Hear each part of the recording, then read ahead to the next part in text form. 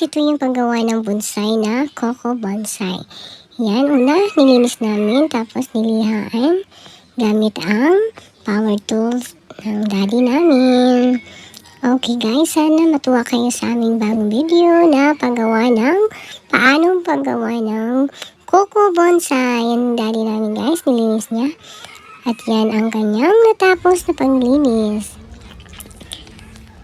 Tapos, ayan, lalagyan na ng mga soil. May tatlong klaseng soil na yan dyan guys.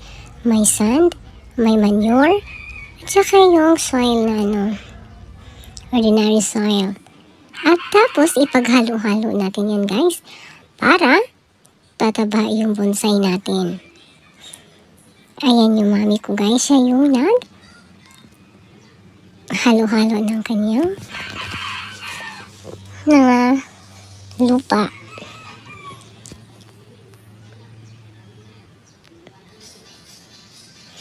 And don't forget to subscribe guys kung natuwa kayo sa aming channel. Please don't forget to subscribe and like. Thank you so much guys. Sana tapusin nyo ang pagpapanood ng aming video. Thank you, thank you, thank you.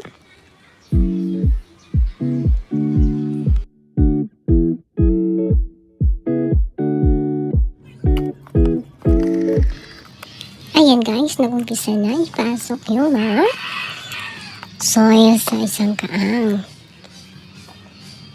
para itatanim yung bonsai na COCO BONSAI. Meron din ginawa ang mami namin na improvise na para ilagay dyan sa ibabaw at lagyan yan ng lupa.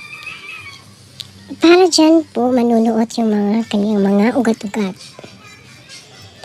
Please don't forget to subscribe, like, and share. Sana meron kayong natutunan sa aming bagong video.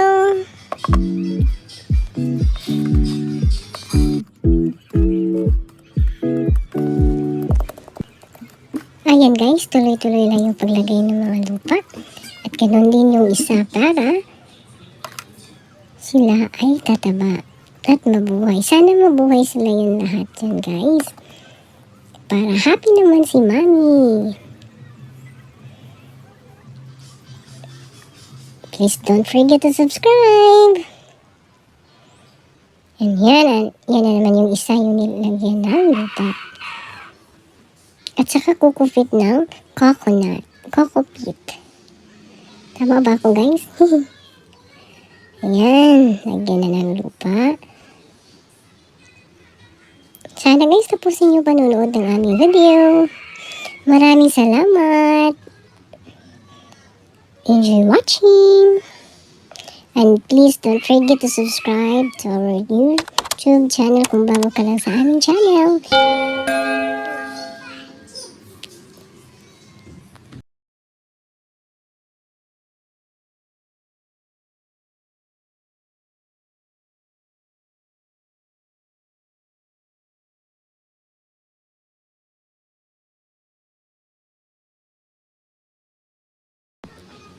Ayan, natapos na rin. At didiligan na natin ng tubig para sila ay mabuhay.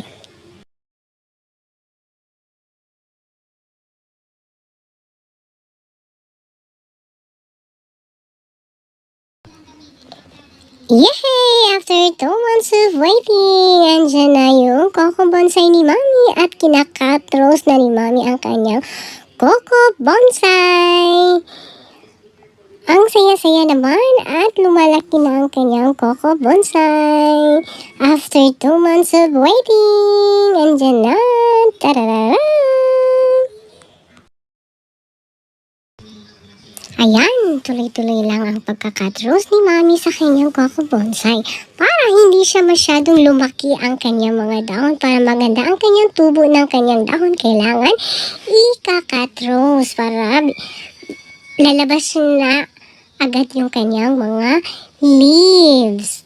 Ayan, ang ganda na tingnan, nakaka-excite naman. Kayo guys, na-excite ba kayo sa COCO BONSAI ng Mami namin? Hope nag-enjoy kayo at na-excite din kayo sa COCO BONSAI ni Mami.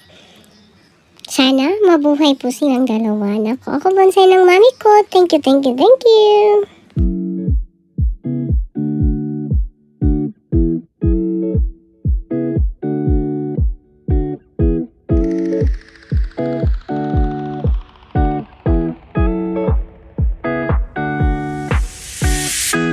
It's been 3 days since I've seen you, and I just can't forget, girl, gets worse. I spend all night trying to feel good, trying to forget about you. I can't. Ayan na guys, for 3 months of waiting, yay! Super nice! Look at that guys, so very very nice leaves. Mukhang mataba at talagang very very very healthy yung kanyang leaves niya guys. But sad to say guys, yung isa niya na bonsai ni mami, medyo nalanta kasi siya guys kasi masyadong na cut rose ni mami yung isa, kaya medyo hindi siya maganda yung tubo niya. But okay lang din yan guys, kasi meron naman yung isa, at tapos yung isa mabubuhay naman din siguro yan. At ayan nililinis na ni mami para ilipat niya sa bago niyang lagayan para presentable naman siya guys at maganda tingnan. Kaya ayan guys, sana hindi kayo magsasawa sa panood at sana tapusin nyo ang video na to. Maraming salamat guys. Thank you so much. Ayan. Nilinis na ni mami, tinatanggal na yung lupa. At ayan, tinatanggal yung mga iksik niya na ugat para maging presentable naman siya tingnan doon sa bago niyang lagayan. Kaya guys, please watch till the end. Thank you so much.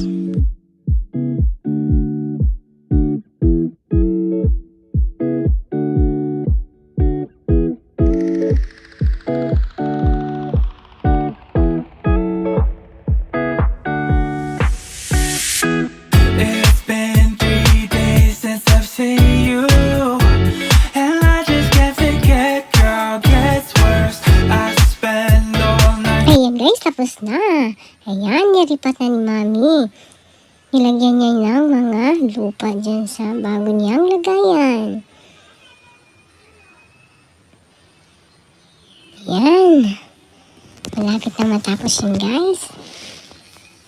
Sana nagustuhan niyo tong bago namin na video guys at meron kayong natutunan dito sa bago namin video. At sana, kung hindi pa kayo nakasubscribe, please naman subscribe to our YouTube channel.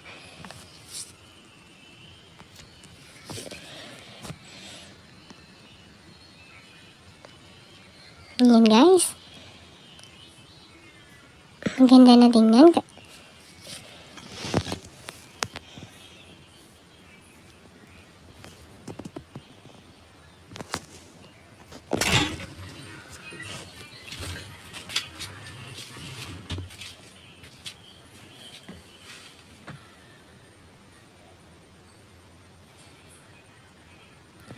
After yun guys, lalagyan na ni mami ng mga bato-bato para maging maganda.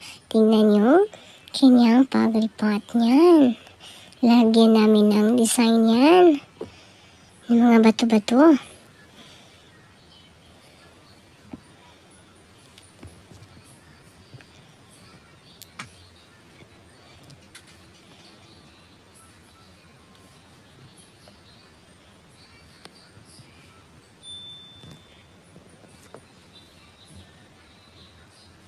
Tara!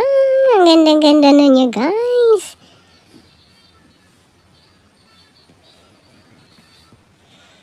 Kasi gusto talaga ni mami na magtanim-tanim guys ng mga halaman. Yun talaga ang hilig niya guys. Magtanim-tanim ng mga halaman. Kaya yung bahay namin halos ang dami ng halaman. Ayan, didiligan na ni mami guys. Tcharan! It's time for varnish.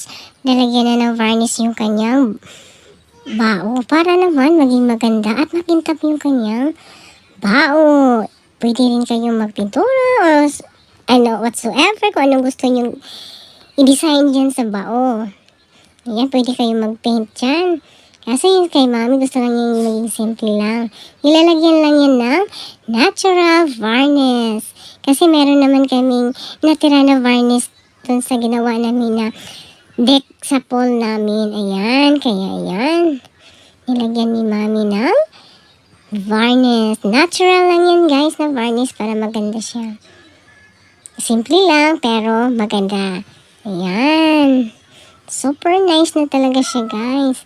Kaya, kayo kung wala kayong ginagawa dyan, pwede rin kayong gagawa ng bonsai nyo. Kaso nga lang, medyo matagal nga itong gawin guys. Naabot si mami ng 3 buwan. Charang! Tapos na! Yay! Salamat sa inyo guys sa papanood ng aming video. And please don't forget to like, share, and subscribe. Sa hindi pa nakasubscribe sa amin, sana i-all notification you guys. Please naman, please. Para updated kayo sa aming bagong mga upload. Maraming salamat sa inyo guys. Thank you so much. Ayan na. Again, thank you so much for watching guys. Maraming salamat. Bye-bye and God bless you.